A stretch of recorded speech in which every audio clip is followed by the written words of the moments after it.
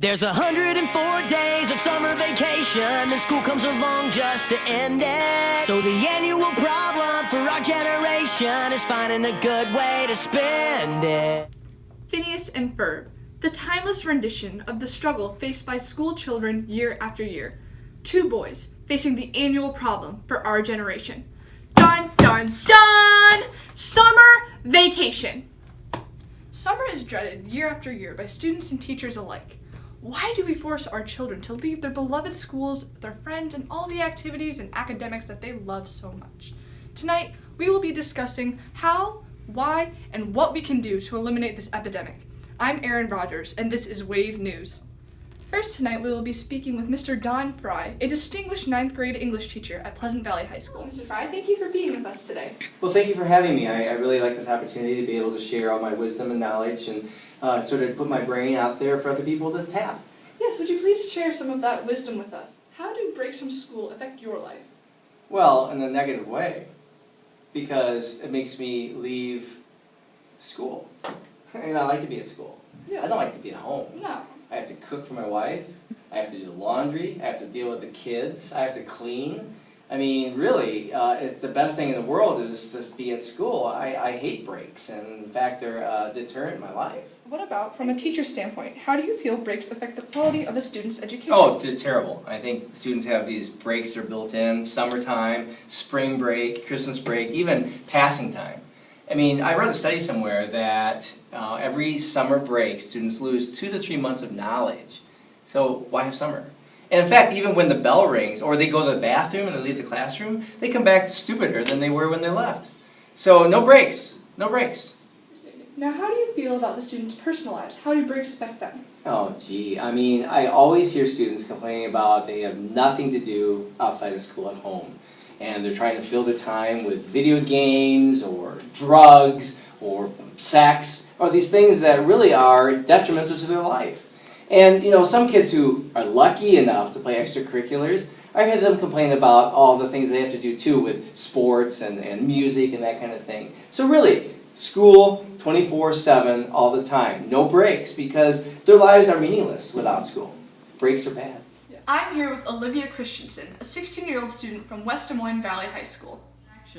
So Olivia, tell me about your daily schedule. Oh, well, let's see. Most days I wake up at about 6 o'clock, and then I get ready for weightlifting, which is from 6:30 until about 7:30. And then I get dressed at school, get ready for the day. And then I'm at school from about 8 o'clock until 3-ish. And right after school, I have basketball practice, and that usually is over around 6.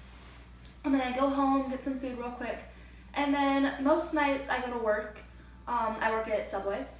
And usually I get off there around 10 o'clock, and then I go home and do my homework.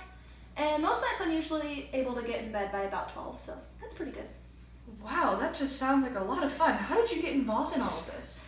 Well, I mean, I had to do something. I couldn't just sit at home and watch TV all day. Goodness, no, that would be ridiculous. Yeah, and I mean, if I didn't have anything else to do, I would risk not having anything to do after 5 o'clock. Like, that would be ridiculous.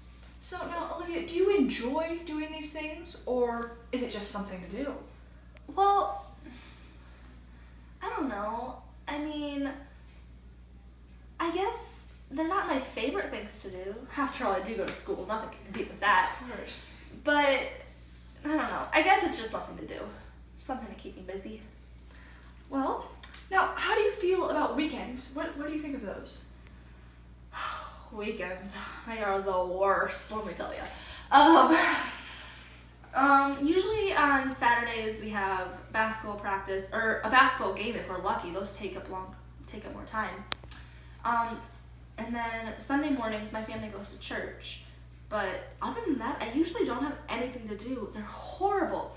I sit at home. Sometimes I'll try to watch TV or something, read a book.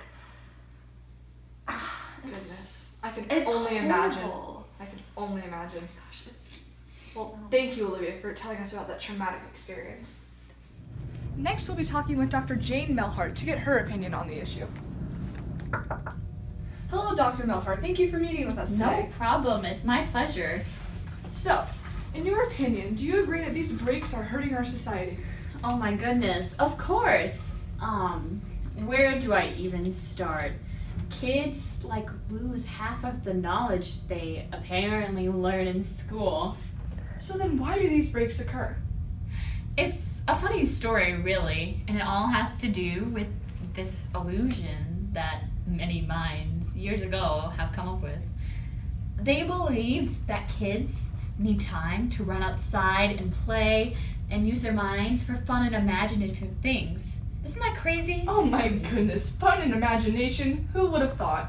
It is not good for their mental health, for one.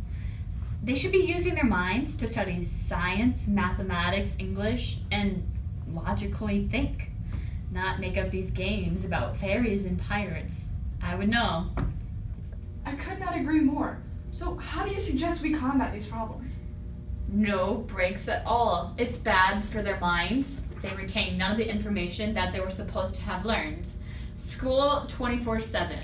And it may sound awful to some people, crazily, but really, I believe the kids will actually enjoy it because right now, I see patients that are just packing their schedules.